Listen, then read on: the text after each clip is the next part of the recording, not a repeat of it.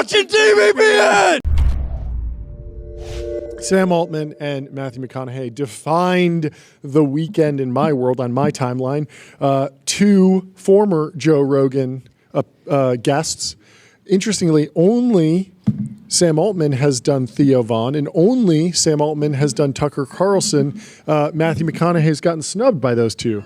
But hopefully we'll get McConaughey on Theo eventually. But until then, Sam is the lone of the pair to do those shows. Matthew McConaughey on Theo Von. Theo. It feels like a match made in heaven.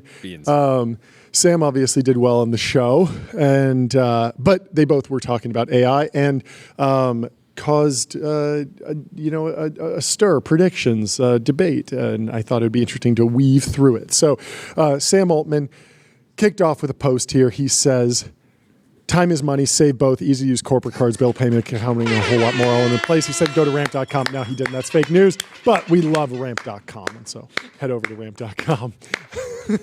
No, what Sam actually said was, over the next few weeks, we are launching some new compute-intensive offerings. There we go. Because of the associated costs, some features will initially only be available to pro subscribers. That's me.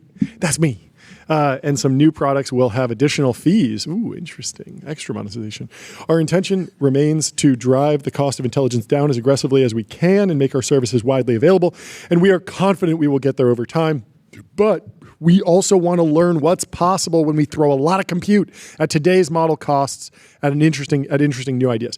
So there were lots of debate over what he's going to launch. Meanwhile, Matthew McConaughey was over on Joe Rogan saying that he wants a private LLM fed only with his books, notes, journals, and aspirations, so he can ask it questions and get answers based solely on that information without any outside influence. Can we play the Matthew McConaughey clip? Because he had a very interesting phrase. I thought it was very funny. He doesn't say fine tune on this. He wants to log it in. We'll hear it from him. Let's go to Matthew McConaughey. Interested, though, in a private LLM where I can upload, hey, here's 3 books I've written. Here's my other favorite books. Here's my favorite articles I've been cutting and pasting over the 10 years, and log all that in. And here's all my journals, whatever, the people out, and log all that in. So I can ask questions based on that. Right. And basically learn more about myself. Right. I stand on the political spectrum. Right. I'd like to... No, that's what I would like to do, which is sort of a glorified Word document, but it still would hold a lot more information. This is a great... And just, can you do find not this write term? this I off. would be asking it. This is an important consumer. This is the next big market of consumers. It with the information I'd like to load it with. Right. Yeah. Maybe even, like I'm saying, in the words of belief, in the man I'm working to be, the man I want to load it with. He doesn't feel like the current state of LLMs are meeting his needs, and that's really, really important. If you're OpenAI, you want to become the biggest company in the world. You want everyone to use your products. Yeah. It's slowly learning about me through conversations, then going, I think this is what you like based on our conversations. No, I want the answers based on what I've uploaded it with only, not from the outside world. And he probably uses Instagram and and Instagram is personalized, does give him a unique view on things he likes, and has become very good at servicing exactly what he wants. We got Nvidia investing $100 million in OpenAI. The money flows right back to Nvidia in the form of chip purchases. Basically, over a couple of years, we're still in LOI territory. Washes the other. We love this. We've been advocating for more hand washing generally for basically an entire year. One hand washes the other. People say it like it's a negative thing, but how are you going to wash both hands if not with the other hand? True. How do you can't wash a hand with one hand. You have to use the other hand. And that's the nature of the partnership between Nvidia and OpenAI. So lots of people saying, this time, always this time different. We're doing a little bull and bear here. I think we might disagree on this take. I wrote a take in our newsletter. Head over to tbpn.substack.com. You can just go to TBPN. Just tbpn.com and go sign up. We've been growing that, having fun, writing up a little breakdown, little morning love letter to technology and business. Just focusing on the top story of the day. It's hard. Nothing is harder for you on Earth than being bearish on technology. You can't catch me.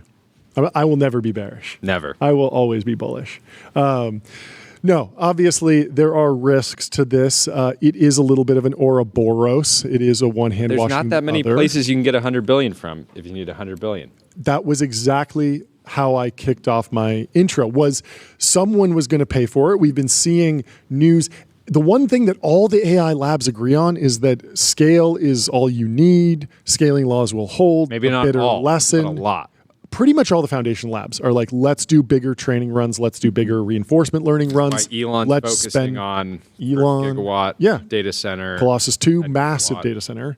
And Google, Google is, Demis is being a little bit more cautious with his language, but they're investing tens of billions of dollars in CapEx. Like, they're definitely building huge clusters, producing a ton of TPUs. And so I wanted to revisit a post that we really enjoyed back in February. Yeah, before you go in there. Ramp.com. Time is money, save both. Easy to use corporate cards, bill payment, cloning, and a whole lot more all in one place. Sorry, Jordan, what were you about to say? Right here. What's the second most important thing to say? Ramp flag. Ramp, baby. Let's go. Sorry. Buco Capital highlighted something this morning that I thought was relevant. He said, Gavin Baker was covering this. He said, Larry Page has said internally at Google many times, I'm willing to go bankrupt rather than lose this race. Everybody is focused on ROI, but the people making the decisions are not. Basically saying that scale, it's all about scale. They're going full send, right? They're not thinking, they're optimizing for winning, not necessarily, in a spreadsheet, optimizing purely for immediate ROI. Yeah. I mean, if you're in the position to generate a lot of cash flow, it is kind of the game theoretic optimal thing to overinvest in a new huge technology. You have to, because if you don't invest and the technology wave happens, you look really stupid. You lose your job. If the technology wave happens and you invest, then you're good. And if the technology wave happens, if the technology wave doesn't happen, but you didn't invest, you don't really get as much credit for that, because then you're just kind of stable where you are. And so it's this uncapped opportunity with a lot of downside if you don't invest. So people are pushing it. What you laughing at? Canar says John is peaking at the peak of inflated expectations. Yeah, I'm at the peak of inflated. I live. You love a roller coaster. I love roller peak. coasters. I love the peak. I have a question for Tyler. Do you know what a phone book is? Yes. What is a phone book? It's like a big book that has a lot of phone numbers. Okay, name every phone book. Did you wait? No. Did you know that there's someone on our team? I don't want to dox him, who did not know what a phone book was. We asked him to go out and get some phone books, and he just didn't know. No way. This is real. I'm not surprised. I know who you're talking about, I think, and I'm not that surprised. Let's call him out. Let's call him out. Dylan. He's our head of logistics. Head of logistics. He didn't know what he's 19. No idea. You have to Google what is a phone book. Googling, but it's one of the funniest things. No, he probably asked an LLM. Yeah. He had to go over to Gemini. He had to go over to ChatGPT. He said, "What is a phone book?" Hopefully. Give me a deep research report. I just thought that was hilarious, and I wanted to say that. Anyway, Restream, one live stream, 30 plus destinations, multi-stream, reach your audience, and I want to play a clip that should have been on Restream. It was on CNBC. Hopefully they're using Restream. If they aren't, they should move over. I want to play the clip from CNBC of Sam Altman, Greg Brockman, Jensen Huang talking about this deal, their plan. Let's play the clip. I am here at Nvidia headquarters in Santa Clara with the CEO of the world's most valuable company and the CEO and president of the world's most valuable private company, Jensen Huang of Nvidia, Sam Altman, and Greg Brockman of OpenAI. I think they're going to reveal it. I think this is a fake background. Jensen, Nvidia is making a $100 billion investment in OpenAI and working together to build out, I think you're saying, 10 gigawatts of capacity over several years. The investment's going to come with the gigawatts, one at a time. You're telling me, you guys, as quickly as you guys can get it done. Imagine, pause for a second. Imagine a VC is like, well, we're going to give you $100 million, but it's going to be in tranches with the gigawatt. Would that be so crazy? Do you know the original Sequoia YouTube memo? It's a tranche investment. It was tranche? It was tranche. Greatest tranche investment of all time. It is. And structured rounds are coming back. The tranched investments have made a little bit of a resurgence. We call them structured rounds now. This happened during the crossover era, Tiger, Coatue. Those firms were sort of famous for doing deals that would give you a very high headline valuation, but then would allow the firm to kind of average into that valuation based on the time value of money. And so tranching is maybe underrated. You got to know how to tranche. Anyway, let's keep. Don't do it at pre-seed. Don't do it at pre-seed, and also be very careful. Make sure there's demand. But we'll find out what. This is the biggest AI infrastructure project in history. This is the largest computing project in history. Hit that, Colin. Well, the reason for that is because computing demand is going through the roof for OpenAI. You know, ChatGPT is the single most revolutionary AI project in history. True. It's being used everywhere, every industry, every country. Every person practically that I know uses ChatGPT. The computing demand is going through the roof.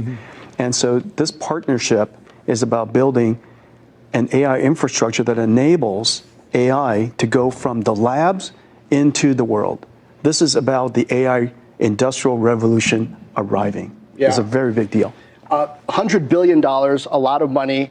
Sam, Greg, you guys are used to dealing with a lot of money in big projects. So Sam, I think it was just 8 months and a day ago, the initial Stargate announcement talking about the overall move that OpenAI is making in building out this capacity. Where does this fit?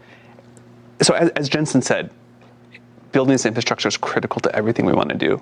Without doing this, we cannot deliver the services people want. We can't keep making better models. And now that we really see what's on the near-term horizon of how good the models are getting, the new use cases that are being enabled, what people want to do, this is like the fuel that we need to drive improvement, to drive better models, to drive revenue, everything. So this is helping us get to a world, along with our partners at Stargate, Microsoft, Oracle, where we can build out increasing amounts of infrastructure to deliver on what the world is demanding out of these services. There's like no partner but Nvidia that could do this at this kind of scale, at this kind of speed. It's really like quite incredible. But this will expand on the Stargate ambitions and let us push further and further. We have found every step along the way that we did not quite set our sights big enough, given the market demand. So this will help us push towards that next level. The compute constraints that the whole industry has been, and our company in particular, have been terrible. We're so limited right now in the services we can offer. There's so much more demand than what we can do. And as we look forward another year or 2 years, if you have, let's say it takes 10 gigawatts of compute or 5 gigawatts of compute, you could choose one of two things. You could choose to cure cancer by having AI do a bunch of research, or you could choose to offer free education to everybody on Earth.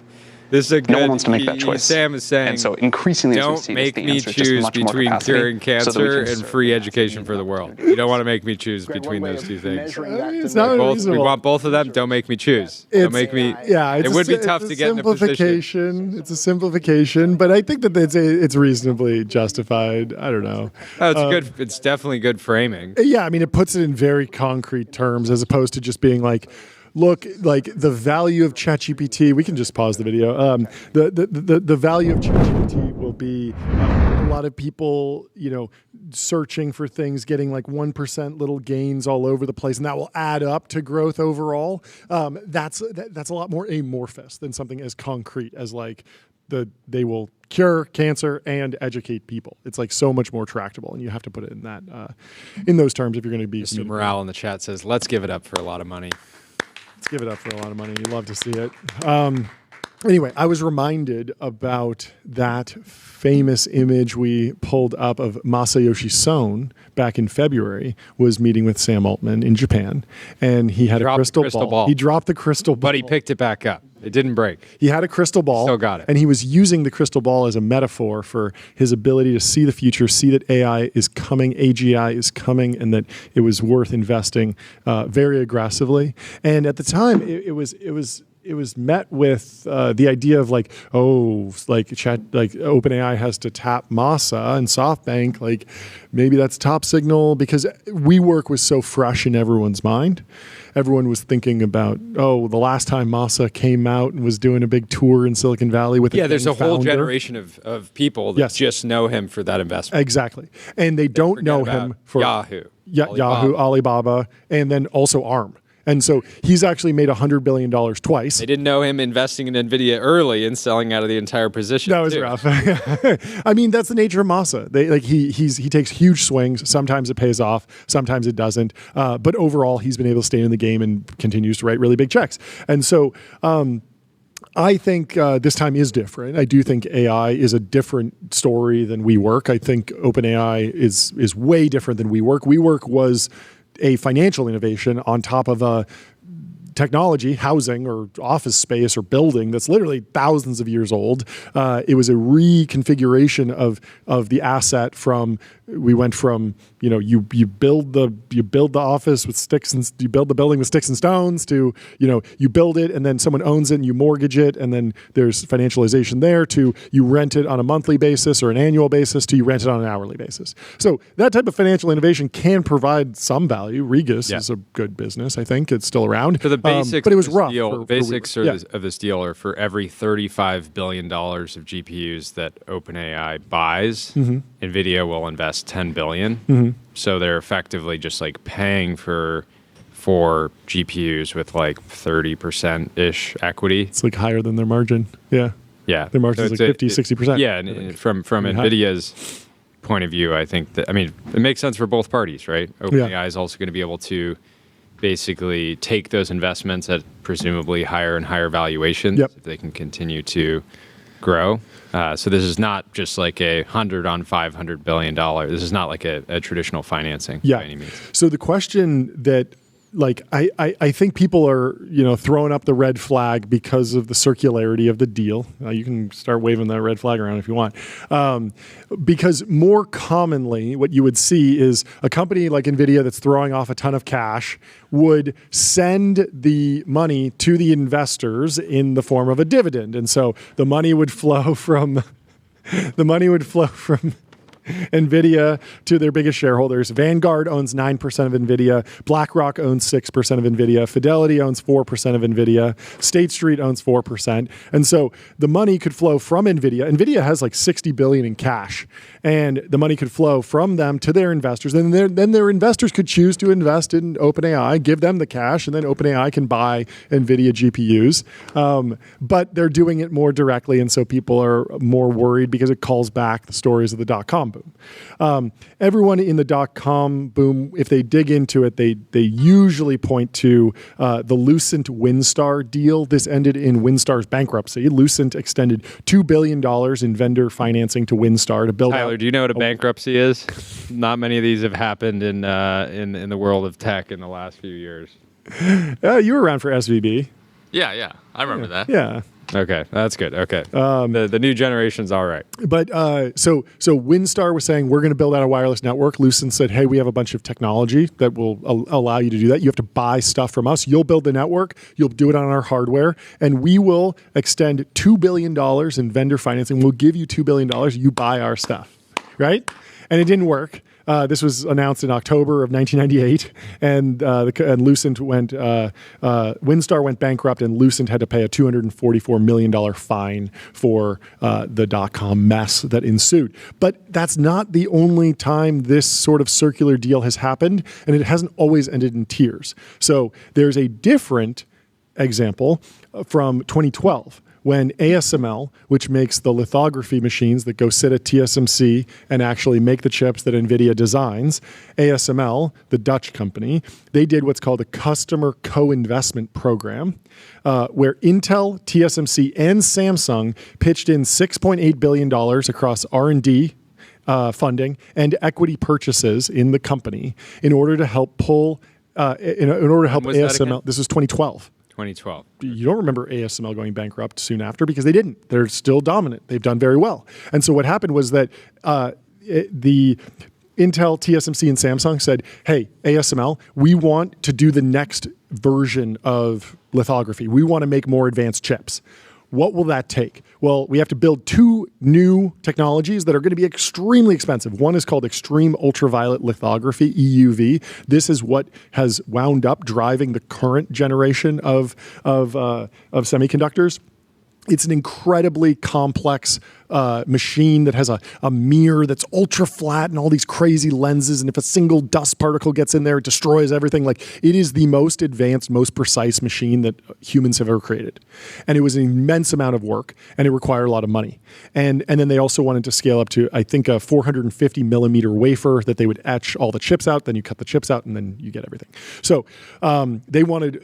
So the customers said, "Hey, we want the next version of your technology, and you need to raise money. So we'll fund it. We'd be happy to." And so what happened was they wound up giving them some money, buying some equity, and it all worked out. Like, it felt like the same odd round trip. ASML was trading at around $70 a share. It's now at $961.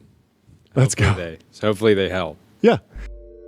We have our next guest, Katherine Boyle, in the waiting room. We'll bring her. It's been too long, Katherine. How are you doing? It's been too long. Welcome back. Thank you so much for hopping on the show. Way too long. Thanks so much for having me. You have been extremely busy. Give us the update. What's new in your world? Gosh, what's new on our world? Well, the big news is we launched Dynamic Tech Defense Reform, which I know we're going to get into today, which is a huge initiative on behalf of all of defense tech, all of the defense tech community. But also, I just returned from Washington last week, had a host of conversations across the Pentagon, across Congress, and it feels like for the first time in probably 10 years since I've been doing this, that everyone is aligned that we need to see major changes happen to defense procurement. And not only is that sort of things that people talk about, but it feels like it's finally going to happen in this year's NDAA, and that we're on the 1 yard line, sprinting to a finish that I think will hopefully end up great for all of the companies in the defense tech community. So we can go further into what's changing, but I always I feel like I'm bringing like actual good policy news, like probably like it's like the one thing that everyone in Washington can agree on, Republican or Democrat, House or Senate, Pentagon, everyone is aligned that we're not every lobbyist agrees. Not everyone, but not every lobbyist. It is remarkably complex. I remember learning about program of record and then SBIRs, and then we had Will Hurd on the show last week, and he was telling us that he had an SBIR, but then also some funds allocated in a bill, and it's just like there's 7 different pools of capital to pull from, probably more than 7, probably 200, and so some streamlining of that makes a lot of sense. What does this actually mean for defense tech startups, scale-ups, growth stage companies? I've heard about the Valley of Death getting from the SBIR to the program of record. Are you optimistic about anything changing in that narrative, or is it just easier to get to program of record? Like, how should startups be thinking about like the goal that they're like working towards? Yes. So I think there's a lot of changes happening, but the things that we're most excited about are like very specific changes that are going to help all companies, whether or not you are an early stage company with 5 employees wanting to scale, working with the DoD, or you are an Anduril scale company that has, that is no longer a startup with thousands of employees, that still has these problems inside the Pentagon. The real issue with the Pentagon is that they still view tech in many cases as small, right? Like they view us as like small. We are not the primes. Yep. And what I think has changed in the last few years, and particularly with this administration, with this Pentagon, and with this Congress, is they're realizing that we cannot achieve the aims of supporting our men and women in uniform. We cannot win the next battle if we don't have emerging technology and if we don't have it produced at scale. And so there's a lot of sort of like fine print that still exists in a lot of these contracts, whether it's a program of record, whether it's an OTA, or whether it's different types of contracting vehicles. But by changing some specific language in this year's NDAA, it's gonna open the floodgates for competition in really good ways. So I'll give you a couple examples. Please. And this has been something that our friends at Anduril and our friends at Saronic and others have talked about for years, which is the past performance requirements, which are often written into a specific contract from the Department of War. So if you are a company and you are brand new, and in the eyes of the Department of War that has been working with companies for decades, a company like Anduril is seen as a new company. There is preference given to a company that has been around for 30 or 40 years on contracts often because they have what's known as past performance, even if it's not in something like AI or something in the contract. Or even if it wasn't that great of a performance, right? Yeah, even if it was terrible performance, they have some record of past performance, that gives them a leg up in the competition for that contract. And so one of the things that the Forge bill in the Senate, we just wrote an op-ed with Senator Wicker today that came out in the Washington Post talking about how important it is that the Forge bill, and that really the House Armed Services Committee and the Senate Armed Services Committee are aligned on, removing the past performance requirement from these larger contracts is going to level the playing field, where then you're going to have companies that have been around for a long time. If they have the best product, they can prove they have the best product. And then the companies that are just new on the stage in the last few years, if they can perform at a higher level than the companies that have been around forever, like they should get that contract despite not having the past performance as written into the requirements. Because historically a big prime would get a contract just because they can, but then it ends up being like kind of a rounding error for them. And so they don't put that much it's not like a flagship program. And so they can underperform for years on it. Meanwhile, a startup might die even if they would have made it their main thing, right? Yeah. Or it's just like even if they have an open competition, they're because they have past performance, they're seen as a more reputable company. And so I think even just having that cultural shift, but having that language removed from the contracts is going to give a leg up to all startups. I mean, there's other things in it that I think are really important around changing the culture inside of the Department of War. Like right now, there are extraordinary people in the Pentagon who stick their neck out trying to do this day in, day out, and they're not being celebrated. They're not being rewarded for caring about the warfighter. And so there's language in Forge that changes the incentives around if you're a procurement officer and you procure the next greatest weapon system and it comes from a startup, like you should be celebrated for that. And that was something we heard a lot too when I was in town last week talking, across Senate and across the Pentagon. Like they want to know who the heroes are.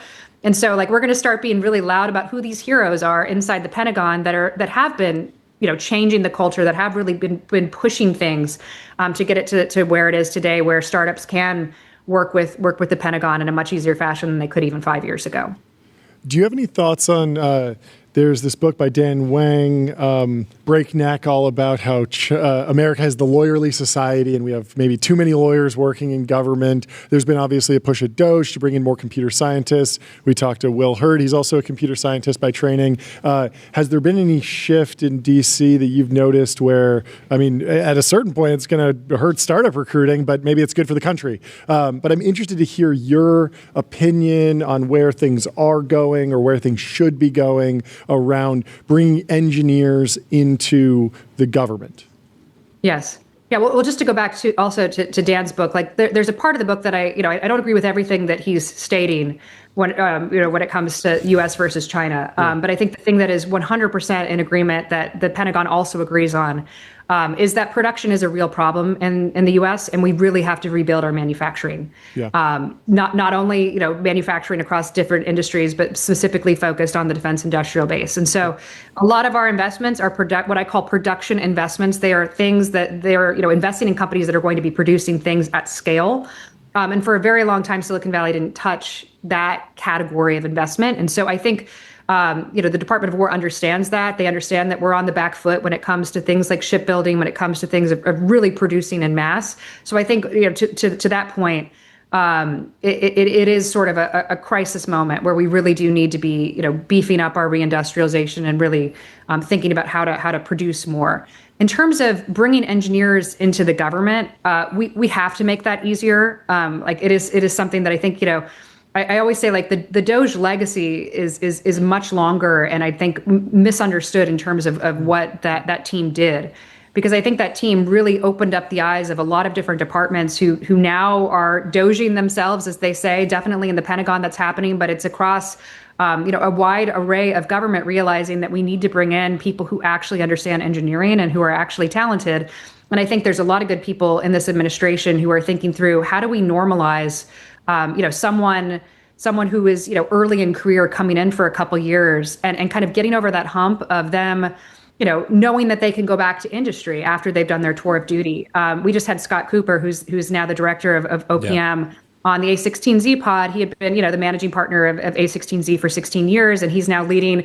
We joked, we thought he had a big job leading 600 people at A16Z. Now he's leading 2.3 million people in the federal government. But that's one of his priorities. He has talked a lot about how do we bring emerging young talent into the government, and it's actually a major opportunity for the government now.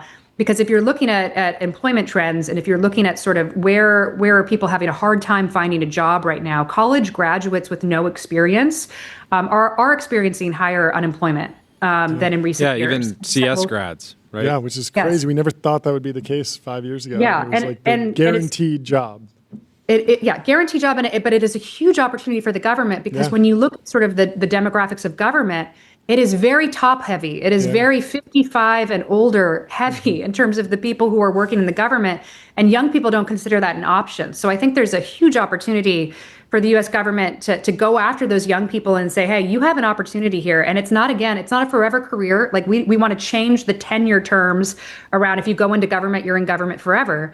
But if you come in for 2 or 4 years, you understand AI, you work on very discrete projects, and then you go into industry, it will be celebrated. And so I think we're going to see a lot of experimentation around that. And it's a massive opportunity for college graduates who may be thinking, okay, what am I going to do in this job market? Well, go work for the U.S. government for a couple years, serve your country. And then after you have that experience, particularly if you can talk about the projects that you've really worked on, you should have a job. And we should make sure, as the private sector, that we celebrate that work, and that we see it as good, and that we bring it into our companies after the fact. On the topic of reindustrialization, I feel like one of the most underappreciated reindustrialization stories that's happened. There's a lot of projects that are really long term.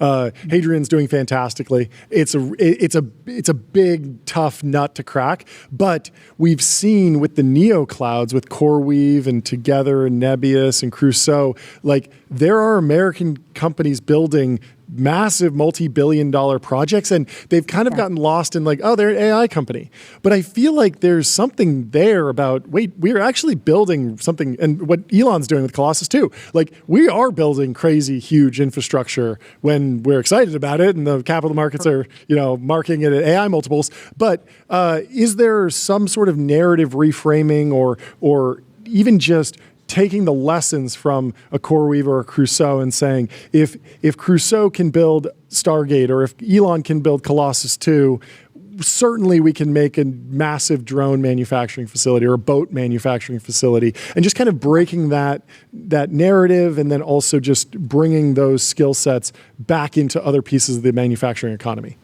Oh, totally. And I think, Crusoe is a very good example, but there's other companies that are really thinking about this from like a modularity perspective, right? Like, how do you build a system as quickly as possible and then build 10,000 of those systems so that you can build the data center of the future, so that you have, modular energy systems that you can stack on top of themselves. And I think there isn't actually that much of a difference in terms of like manufacturing theory.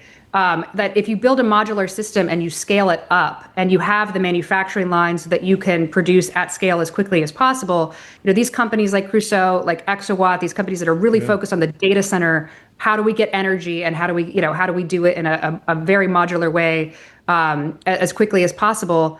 I think they're going to have lots of learnings that are very applicable for everything that's happening with how do we build drones as quickly as possible in a modular way? How do we build missiles in a cheaper way that aren't, $1 million missiles, but maybe they're 50K missiles, right? Like, how do you bring down the cost because you're not building to these bespoke requirements, or building these massive infrastructure projects where you have to work with EPCs and reinvent the wheel every time that you do it? And you get halfway through and it's not a working system. So I think this comes back from the SpaceX principles of manufacturing, which I think are relevant for any company that's building in the world of atoms. You build small, and you build it in a modular way, and you build it as simply as possible, and then you build as many as possible. And whether you're building, a Starlink constellation, or whether you're building, you're powering, powering data centers as Crusoe's doing, like you're doing it in a way where it's modular, where you can just build the manufacturing systems and then watch it scale. Build as many as you possibly can. Build as many manufacturing lines to build the same thing over and over again. And I think that's the future. That's attritable systems. That's what the DIB is doing. And it's across every ecosystem and across everything that, whether it's the Department of War or whether it's these massive hyperscalers, like this is how they want to be able to acquire systems so that they can work on the important projects they have. Over the last couple months, there's been some not so good jobs data around manufacturing. A lot of people wanting to take a victory lap on and just say like, reindustrialization isn't possible. At the same time, we talk to founders every single day that are building manufacturing facilities that are scaling all these good things. How do you think of timelines around with all this sort of like geopolitical uncertainty and chaos of this year?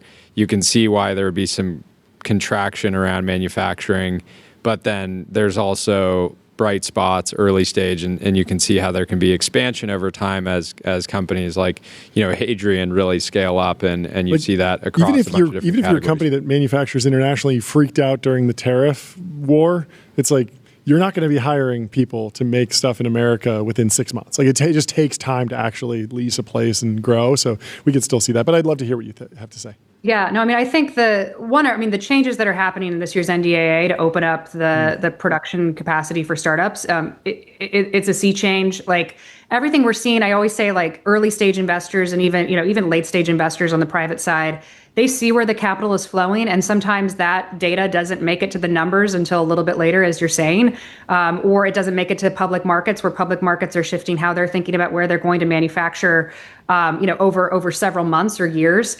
But what we're seeing on the early stage side is that production companies are hot, right? Like investors are investing in companies that have figured out, how do I produce one of something and go to 10 and then go to 10,000? Mm-hmm. And those companies, like there used to be sort of even 5 years ago, there was sort of this fear of the middle of the market does not want to invest in anything to have to do with hardware.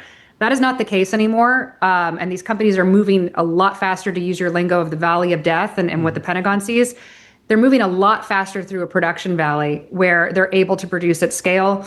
It also unlocks debt, right? Like these companies raise massive equity rounds, and then they are credible enough to go out and have debt partners where they can scale their facilities. And so the early crop of companies doing this, maybe they were started in around Anduril's time of 2017, 2018. Gen 2 really started around, I would say early 2022. Yeah. But I think you're seeing those companies grow up and scale faster than even the Gen 1 did. And it's leading to this renaissance. And now that we have sort of these regulatory changes where these companies are going to be able to compete on a level playing field, that's going to lead to what I genuinely believe is a manufacturing renaissance. That doesn't mean all companies are going to succeed, right? Like this is the thing. We always go to the Pentagon and we say, like, we're not saying that all of these companies are going to be valuable to you. But instead of just one company being valuable or no companies being valuable, we think that there's a very good chance that dozens of companies are going to be able to be the next primes of America. And that's going to lead to a host of manufacturing jobs across the country. Anduril is a perfect example with their facility in Ohio. Saronic's a perfect example. They bought a shipyard in Franklin. The Speaker of the House was there to open it, right? Like they're putting people back to work where they used to have jobs. And so I think that's one of the things that's really exciting about this is that this capital is moving very quickly into places that need it and to places that have talent where they didn't have manufacturing opportunities before, but now they do because of private capital. Yeah. Fantastic. Yeah, that was my read too. It's like give it a little bit of time. You just have to look at how many companies are now extremely well capitalized. They can't just press a button and hire 1,000 people overnight, right? You need to scale. So. Well, thank you so much for taking the time to hop on the show. We really appreciate talking to you. Let's not let it go another few months until the next one. Yeah, let's do it again soon. Peter gave a set of lectures. It was at Stanford, and it became the backbone of the best-selling book, 0 to 1. The talks were focused on entrepreneurship, but it could be seen as a history lesson or a political treatise or a referendum on American culture. There was a lot that came into that lecture series, and there's a lot of facts in that book, a lot of stories in that book that aren't strictly directly applicable to just building a company, even though the course was literally called How to Start a Startup, CS 183. Yeah. And 0 to 1 kind of turned into the playbook that Founders Fund ran for a long time and still runs and has produced a bunch of alpha. The ideas of being founder friendly, the monopoly thesis, the definite optimist, like these Thielisms became real investment strategies for the following decade and are still holding true today. It was a bit shocking. It was always shocking to me that like the be founder friendly, don't fire founders, like stuck around as durable alpha for as long as it did. But VCs just love firing founders. Like it's just nothing Sometimes sweeter. they can't help I've never done it personally, but I imagine you've always wanted to. I imagine the thrill must be electric because even though ripping somebody from their creation, and it must be because it clearly doesn't produce alpha. Because if you look at the companies that are founder led, they tend to outperform. So you're sacrificing a lot of financial gain when you fire a founder, but the rush must be incredible. It must be better than even returning billions of dollars to your LPs. So this new lecture circuit is about the Antichrist, and this series doesn't fit neatly into the previous Stanford course calendar. It's not listed as CS 184. Antichrist. No, it's not a computer science course at Stanford. It's being put on by Michelle Stevens at Acts 17 and is much more focused on religion, specifically in Christianity.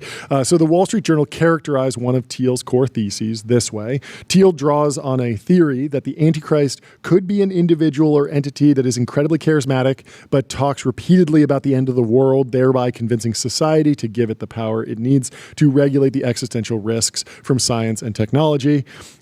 And there are lots of people that come to mind when you think about talking about doomerism. And Thiel cites Greta Thunberg. She said, our house is on fire. We must act like the house is on fire. She said also, we are in the beginning of a mass extinction. This is in September of 2019. And all you can talk about is money and fairy tales of eternal economic growth. She told this to, I think, this is reported by PBS at the UN Climate Action Summit. She's been very focused on climate. This is her campaign to increase human suffering? It's been a mixed bag, but Eliezer Yudikowsky said other doomer things. He has a new book out. He's on a book tour. He says, if we go ahead on this, everyone will die. He's referring to AI, not climate change in this case, including children who did not choose this and do not do anything wrong. Sam Altman has also said some stuff that's sort of apocalyptic. You know, he told the U.S. Senate in his testimony in 2023. I don't get $200 trillion. If I can't automate enterprise workflows, and if I can't get $500 trillion billion dollars, zillion 99999, I need $999999999 billion dollars. Yeah, round numbers are out. You need to go to a VC and say, for this round, we're raising $999999999, please. Yes. Yes. Don't make me choose. Don't make me choose. Don't make me choose between curing cancer and free education. Don't make me choose between saving time and saving money. Just save both. We can save both with Random.com. Anyway, no, but he did give, you know, a bit of a doomer take. He was talking about how this could go wrong. He said, if this technology goes wrong, it can go quite wrong. Elon Musk also said something similar. He said, with artificial intelligence, we are summoning the demon. And the original SpaceX thesis was... When did he say that, by the way? He said that in October of 2014 at the MIT Centennial Symposium. And what did he mean by that? Because now he's got a... He's summoning a demon. I think he thinks that if you shape the demon portal in the right shape, the demon comes through and is kind of friendly, maybe? Friendly demon. Kind of nice? I don't know. Friendly demon that increases enterprise value through business automation and increased efficiency. Hopefully. And vibe coding 3JS apps. That's the demon that I want. But even SpaceX, you can view as a rebuttal to the apocalypse. What would be apocalyptic? Humanity remaining on the Earth alone. An asteroid comes, hits the Earth, we're all done. But if we become multiplanetary, we are no longer a single point of failure. If there's humans on Mars and the moon and Earth, if something bad happens to Earth, humanity continues. The stakes that Elon framed SpaceX in were world consequential. By the way, if you go to xai.com, it's this random company called AI. What? UNK-AI. No way. And they feature popular AI brands like Grok 4, ChatGPT, DeepSeek, and Xiaomi, and Unitree. Weird. Seemingly a Chinese company. Okay. Odd. That's using it to promote a range of products. Yeah. Anyways, very strange. So my question was, there's a lot of focus on if you speak in millenarian terms, if you speak of apocalyptic consequences to not building your technology, you might be the Antichrist. It might be bad. But at the same time, I'm just looking at history here and looking at these folks who have become popular and thought leaders on apocalyptic scenarios, Elon, Sam, Yudkowsky, Greta. If you backed these folks as a basket, you would have done quite well. You're in SpaceX, you're in OpenAI, you've done quite well. And I'm wondering where the line is for using speaking about apocalyptic consequences to the lack of technology, to the lack of not solving a problem, and then balancing that with delivering something that isn't authoritarian, but is actually just a really, really big, ambitious project. So if you read into, we're summoning the demon, we need to go to Mars because humanity could be wiped out, and Earth is cooked, right? There's one world where it's like, that is apocalyptic thinking. There's another, which is just like, this is a reframing on the classic, like, I want to save the world. I want to change the world. We want to make the world a better place. All those terms have kind of fallen out of fashion as a lot of founders just kind of wound up, building, automating manual workflows, right? And so they stopped saying, we're going to change the world with a better database. But there's still something, if you're a VC and you want to back a moonshot and you want to back something that's either going to be $0 or $1 trillion, that where I feel like your should perk up. Augustus is a great example of this pitch because everyday people experience rain all the time. Yep. They're not necessarily like droughts or not something super tangible, right? Because you turn the faucet and the water runs regardless of if you're in a drought or not. Obviously, farmers feel this much more intensely, but he's come out and said, we need to be able to control the weather. We need to be able to increase precipitation. And you should fund me so that I can do this, right? Yeah. There's something about these bold missions that rally employees, they rally investors, they rally media attention. You look at like what Augustus is doing is deeply controversial, but he's on podcasts that are so much bigger than what a normal, what is he at, Series A? Like a Series A founder typically is not on multiple million plus subscriber podcasts.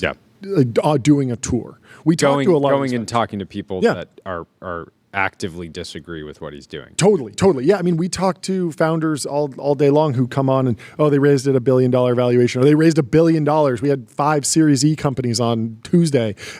Those folks are not getting calls from the biggest media platforms in the world on day one, consistently on a regular basis. And I think it's because of that they're going after more tractable problems. They're going after things that are less controversial, but also there's just something interesting about actually refocusing on tackling those really, really big issues. And so there's something where I feel like the fear of like targeting the Antichrist turns into like, a Girardian scapegoat. You got to find someone to blame everything on. I'm worried about how all that shapes up. But I am optimistic about this idea of venture capitalists returning to the super high risk. It's either $0 or $1 trillion. It either is a completely useless company that doesn't get anything done, or they cure cancer, or they build a flying car, or they build the rocket that goes to space. And even if Elon hasn't gotten us to Mars, we're not multiplanetary yet, he's still able to ship Starlink. It's great business. And then also keep everyone still motivated on how cool would it be if they actually got to Mars. That's amazing. OpenAI, it's another 20 years. We need AI to benefit humanity, very oriented around safety, right? This is a nonprofit. This is work that needs to be done that's not going to get funded through the capital markets, and then it turns into an internet software. And so I don't know what your timeline is for SpaceX getting to Mars. It might be 20 years, maybe 30 years, but at least it keeps them focused on, chopping wood and working hard to actually advance the underlying technology that we get a lot of value on. through just satellites and stuff. And I think that the same thing could be true for the AI companies where, maybe we don't get the AGI God ASI, super soon, but there's just like a ton of value and you keep working at it because it's delivering value in the short to medium term, but you're able to keep the sites really, really, really high. And that drives just like, that's just what you need to actually marshal all the energy to go back something really huge. This is from 2 days ago by Berber Jin in the Journal. OpenAI unveils plans for seemingly limitless expansion of computing power in Texas Prairie. Startup showcases ground zero of AI boom and its plans to shepherd $1 trillion in infrastructure spending. So the $1 trillion number is getting thrown around for the first time because Stargate was originally $500 billion and now we're up at $1 trillion. Is that right? Yeah, and remember, even at $500 billion, Elon was basically saying, "Hey, nobody involved here actually has the cash to do this." So just wait until these stocks run up and Oracle's up $300 billion. Larry says, "Hold my beer. I'm good for my 10. Hold my green juice. I'm here for I'm good for my $500 billion." But yeah, once you get into the $1 trillion range, you're approaching the GDP of some serious countries, right? Some serious countries. OpenAI disclosed it would ultimately need more than 13 times the computing power of its first nascent site, which is rising out of the Texas brushland. Frenzied construction here has turned a sea of red dirt into 8 hyper-futuristic data centers, bringing online roughly 900 megawatts of capacity. More than 6,000 workers labor on the project each day, including electricians, plumbers, and steel welders, alternating between 2 10-hour shifts 7 days a week. Wow. They're what is that? 2 to 10, 7. 2 10 7. 2 a.m. to 10 p.m. 7 days a week, something. Yeah, people in the data center business see people with computer jobs saying, "Oh yeah, I do 996." Yeah, I mean, I wonder if they have 2 shifts, 10 hours. Does that mean they have 2 crews that are working 70-hour weeks? Are people taking days off, or are they rotating their shifts so that you get a day off every couple of days? I think they would get into pretty hot water. I don't think you could run and say you're working 7 days a week forever. I don't think employment law works like that. Gray towers of gas turbines have dotted the landscape since the spring, offering backup power. On a tour with reporters Tuesday, Oracle and OpenAI executives showcased the 1,100-acre site, calling it the largest AI supercomputing complex in the world. Outside, workers wearing dust masks and sunglasses shuttled around in buggies, trying to shield themselves from the 100-degree heat. One of the buggies flew a flag that said, "Jesus is the answer." 1,100. Not very AGI pilled. I thought we were getting God in a box. What's going on? Just Eliezer Yudikowsky shows up. He's like, no. Like they're building God here. You're building God. You're doing the thing. Like, what are you doing here? There was literally nothing here a year ago, said Anuj, who works on the OpenAI computing team. They also announced 5 new data center sites across the U.S. built with Oracle and Japanese tech conglomerate SoftBank. It said the new facilities would help bring online nearly 7 gigawatts of power, enough for almost 8 million homes, enough for a lot of API calls from Devin, from Cognition, the makers of Devin, the AI software engineer. Crush your backlog with your personal AI engineering team. Company executives made it clear that the Abilene site was just the beginning, noting they envisioned a need for more than 20 gigawatts of computing capacity to meet the explosive demand for ChatGPT, which now has more than 700 million weekly users. I was laughing about, how in the ChatGPT, if you fire off Pro, like GPT-5 Pro, it kind of thinks for 20 minutes. And everyone's saying oh yeah, this is good. We want the agents to be reasoning for longer and longer. I feel like there's an opportunity for some startup just to be we've cracked the code. Our model reasons for 2 days straight. So send us your request and we'll get back to you in 2 days. And the agent just is pretending. So it's just yeah, it just has a progress bar. Twiddling its thumb until the last 20 minutes and then just starts going. No. Of course, what you do is you have the loading bar there, and then secretly you have a human doing the work. And you have a human that's dealing with this. Well, I think the thing is the longer the period, the higher the expectations. And I just don't know that I think that I guess the thing I would want to know is like if you're running a deep research query for 20 minutes and then if you decide to run it for 2 days, how much better is it, right? Yeah. If it's 10 times better, could potentially be worth it for different types of tasks. If it's 30% better, is it worth the wait? Yeah. There is a world where you just route it to the human. There's also the world where for the really low.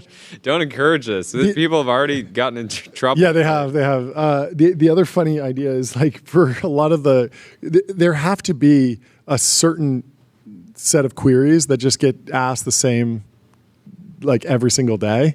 And they should just store those in a database and cache them. Because if like you have to imagine that every single day someone is asking, like just going to ChatGPT and lighting the GPUs on fire to just ask like, what's the capital of Illinois? Or what's the capital of California? Can you run a GPT like pro deep research report for what is the capital? You can do it for anything. Yeah, you can go to deep research and fire off 20 minutes of compute and say, what is the capital of California? Answer in just one word. And like it will just think for 20 minutes and then spit out Sacramento. Like no, it won't think that long. It like thinks based off how hard it is. No, deep research will I just said what is the capital of California? Answer in one word, and it's deep research? Yeah, it's doing a deep research query. Let's see how long this takes. Okay. It's not gonna come back in 2 minutes. It's gonna cook for 10 minutes. All right. I was a little bit late, but I just started a timer. Okay. So what do you think? Also, there's like a sense where like, the like embeddings of facts is basically just the model already. Like you can just think of a model as like a compressed version of the internet, or at least like non-reasoning models. Yeah. So it's kind of like. But wouldn't it be even more compute efficient to just do fuzzy lookup of these questions and see if they satisfy? Siobhan in the chat says cache-based retrievals are. Oh, yeah. But apparently not here because GPT-5 it's Pro. Not fully implemented. Okay. It reasoned for 47 seconds. Okay. And it this is Pro. You didn't do deep research though. I want to see you turn on deep research and do it. Well, this is the Pro, which is research grade intelligence. No. That's not the deep research. To do thinking? No. You need to click on the little plus button next to the chat box, and then check the box on deep research. Do they still have this? I don't know. They might have deprecated this. I think it's still there. It's still there. There. Okay, I'm doing a deep. You're doing deep research. No. This is good. This is really good. Verified. Just to confirm, are you asking for the current capital of California, or are you interested in historical capitals as well? Yeah. Let's see. Current capital. Tell it to also design a website in Figma. Think bigger, build faster. Figma helps design and development teams build great products together. Get started for free. While we're waiting for that, let's keep reading from the journal. Each gigawatt of capacity is expected to cost roughly $50 billion, Tyler. $50 billion per gigawatt. That's the number in the journal, meaning the company is laying the groundwork for at least $1 trillion in infrastructure spending. Demand is likely to reach closer to 100 gigawatts, one company executive said, which would be $5 trillion. Which is roughly the GDP of Germany. Or Japan. Yeah, GDP of Japan is 4 trillion. Germany is 4.6. Good luck, Germany and Japan. You're getting left behind. You're part of the permanent underclass now. It's over for you. I feel bad for lighting the GPUs on fire for this. It says, it's cooked. Got it. I'll confirm the current capital of California for you and get back shortly. And it's doing the full report. It's cooking. Like, this is the real pitch for the... I'm getting my money's worth. Brandon Jacoby in the chat says, breaking. Jordy discovers the UX issues of every foundation model company. Fix it, Brandon. Yeah.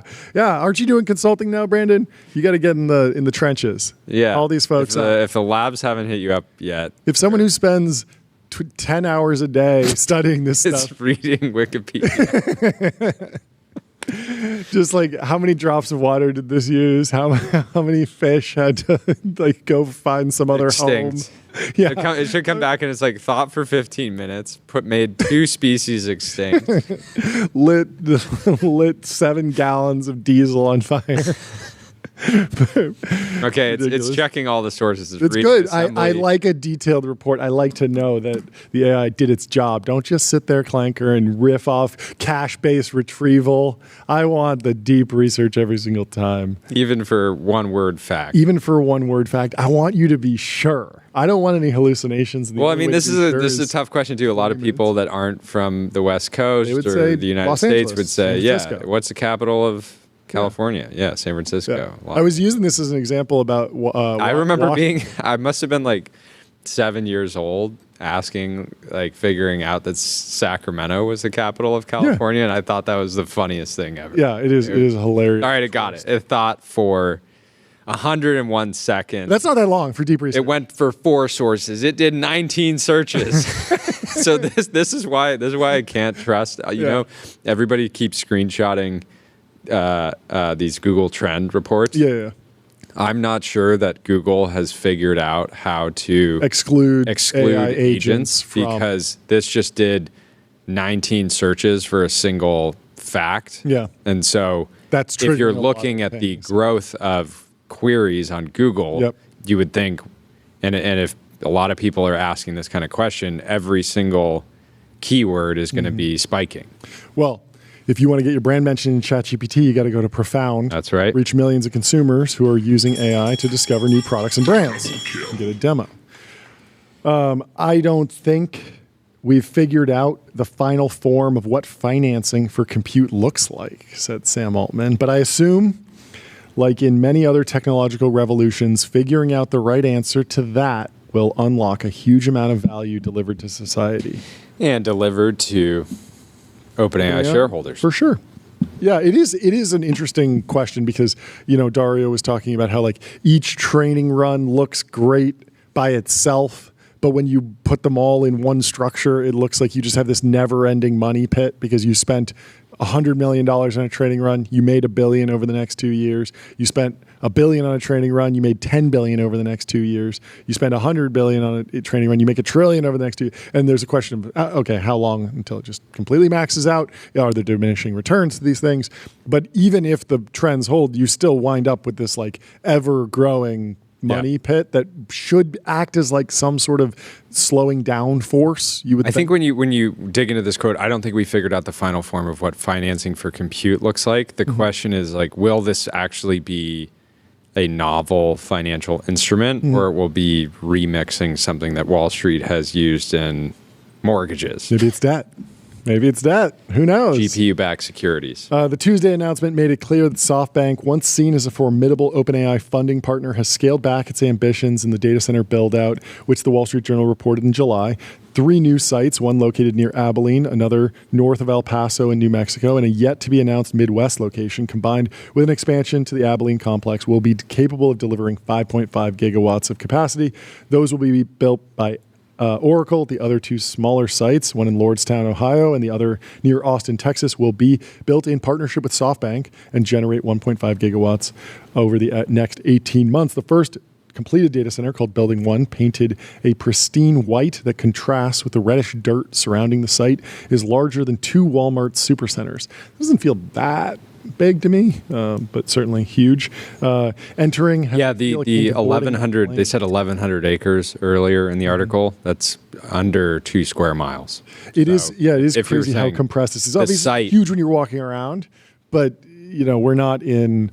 Okay, we're losing Yosemite over this. Yeah, we're not in the in the full terraforming. I mean, Elias Etzgeber told the San Francisco Chronicle that he could imagine a future where the entire Earth is covered with solar panels if the trends continue. Gabe in the chat says, shout out to Lordstown, Ohio. Factory used to build Chevys. Yeah. This is your thesis or take. Reindustrialization is happening. It is. It's a lot less jobs. Yep. And it's data centers. Yep. But the white pill there might be that if we can build big data centers really quickly at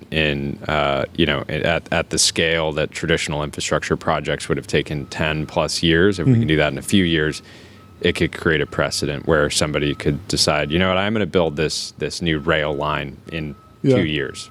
Is a Walmart Supercenter really 1 mile long? QSBS rollover saying that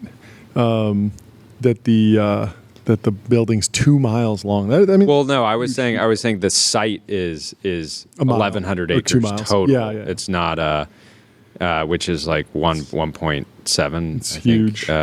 Square miles. So obviously massive, but I don't think the building itself is anywhere near that. Well, fiber lines snake across the data centers and underneath the ground, allowing the AI chips called GPUs, in case you were wondering, the Wall Street Journal's got you covered, to talk to one another and complete requests more quickly. Proponents of the infrastructure boom say it will bring hundreds of thousands of jobs and revive American manufacturing.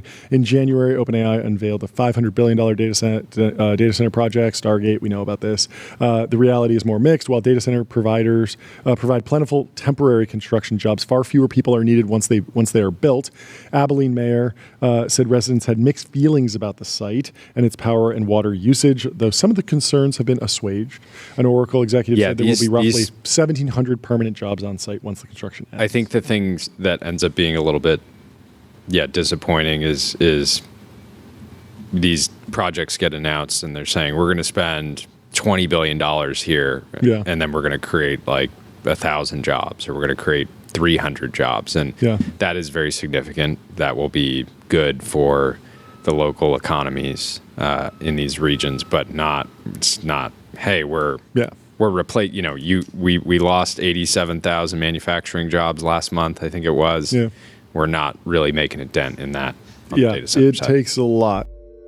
Joe Weisenthal has an absolute banger.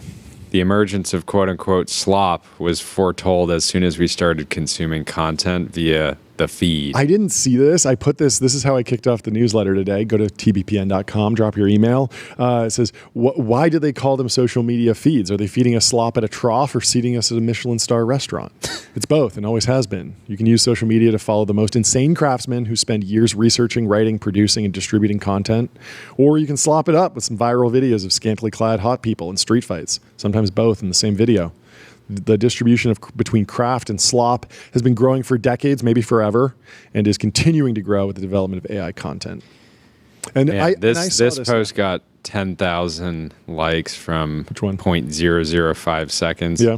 We at Meta are delighted to announce we've created the infinite slop machine that destroys children from the hit book, Don't Create the Infinite Slop Machine That Destroys Children. This is such a good copy pasta. I forget what the Torment Nexus is the original one.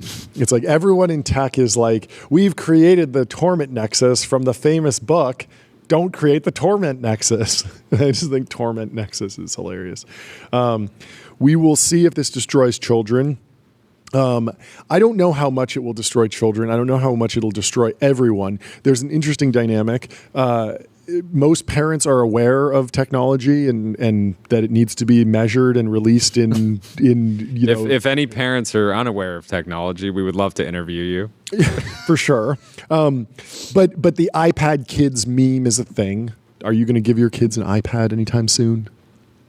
Only on flights. Okay. Yeah. Just as a replacement, like watch a movie, basically. Yeah, it's basically like, I know this is bad for my child, but so limited. I don't want to ruin 4 hours with strangers. So I mean, there was a time when, like, I actually grew up. My parents were art majors, studied fine art and film, and they insisted that I don't watch TV. Yeah. Like, do not watch television. I was only allowed to watch television in Spanish. Yeah. So interesting. Like early on. So it was like, if you want to watch. Okay, yeah, you're learning. That's Spanish. Cool. Get ready to learn Spanish. Yeah. I love it. Y ahora puedo hablar bastante español para conversar en. Sí. You clearly worked perfectly. But I had to watch a lot of the AFI 100, the best films. I've seen Lawrence of Arabia like 25 times because that was one of the approved movies that I could watch. And I think parents know that, you need to let the dust settle on the new technology before you expose the kids to it. And so the phones are getting restricted. There's screen time limits for most kids. There's this idea of like let them cook, let them simmer, let their brains develop, keep them focused on books and writing and reading, and then movies, but maybe a Pixar movie once a month. I think it was Andrew Sorkin that was interviewing Peter Thiel and said, kind of put the screws to him and was like, "You're on the board of Meta. How much screen time do you give your kids?" And he was like, 90 minutes a week. And that feels like a very reasonable place to be, where you're not going to become some also zombie. Not all screen time is created equally. 100%. Right? If you have an old school animated show. Yes. And totally. It's hand drawn and it's sort of even just the moral lessons in one show can be wildly different than another. Like there can be shows that have really they grapple with really complex social issues or instill, they're retelling, like if you're watching something that's like essentially a transposition of a Romeo and Juliet story or a biblical story or something that teaches you to turn the other cheek or the golden rule, right? The hero's journey. Like these things are going, I feel like, like letting a kid watch the original Star Wars is not going to make them like a worse person. It's going to be like, be heroic, save the princess, fight the bad guys, right? Yeah. Like those are sort of good, and you need to unpack it, and you need to follow the storylines from the beginning to the end and stuff. It's not just something that you can just mindlessly turn on. Like it builds a whole world, and it helps you imagine things and explores the ideas of space travel and science fiction. Like these are not that bad for you, I think, at least in limited doses. And I think this will be the same for this AI slop. I think that most parents will say, you're not getting that much out of this, so it should be limited. This is very much candy, and then there are vegetables. The only thing I would say is I don't think most parents are engaged enough to actively control screen time. Yes, and so there will be a barbell where certain parents will police it and see very good outcomes for their children, and other parents won't, and they will see bad outcomes from their children. And then there will also be dynamics within these groups where if you look around and you see that your peer group is all zombies because they've all been spending every waking moment glued to AI slop and they can't tell you anything because they're just watching like nonsense, well then there's incredible alpha for going to the library and reading a book. And so someone will figure that out and realize, wait, if everyone else is completely non-competitive and I'm the only one that's read this book, I will have the ability to make a ton of money and get a huge house and live a wonderful life. And so I should lock in and I should turn that stuff off, resist that, and become a more interesting, dynamic, creative, and independent thinker. And so there will be this natural game theoretic outcome where if everyone's falling for one thing, I mean, it's the land of the lotus eaters. If everyone's doing drugs all day and you're the one that's not on drugs, you're going to be pretty powerful in that society, right? Like if everyone's drunk all day and you're the only sober person, well, you're probably going to be, the president or, the ruler of the world potentially. I have no idea if this stat is fully accurate, but one study showed that the average American 5-year-old watches 2 to 3 hours of TV a day. That's a lot.